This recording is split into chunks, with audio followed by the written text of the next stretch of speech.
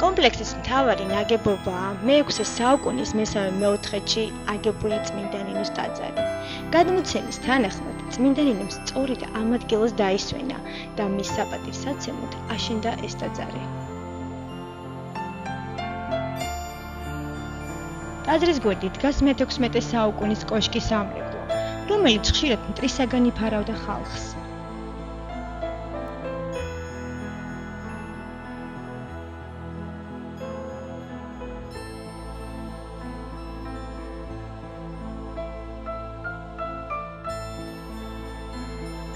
კომპლექსს ძველი დროიდან გარს ეტყვა დიდი გალავანი, რომელიც კოშკებით იყო აღჭურვილი და ადგილობრივი მოსახლეობა თავს აფარებდა ომიანობის დროს.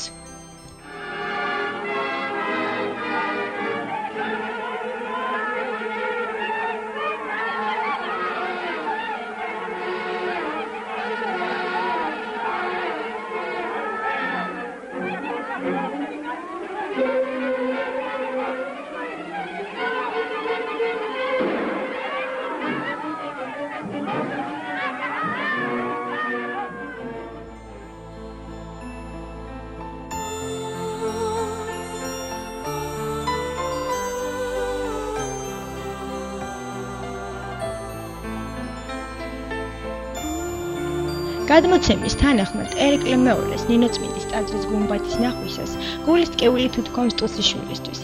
ტაძარი კი დაგიმშვენებია, მაგრამ მოგიკლავსო.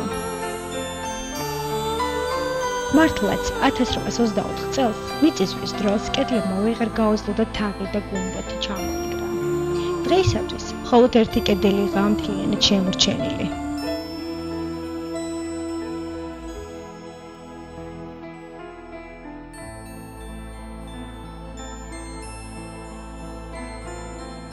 მონასტერში მდიდარი წიგნსაცავი ყოფილა, რასაც მოწმობს ჩვენს დრომდე მოღწეული ხელნაწერები.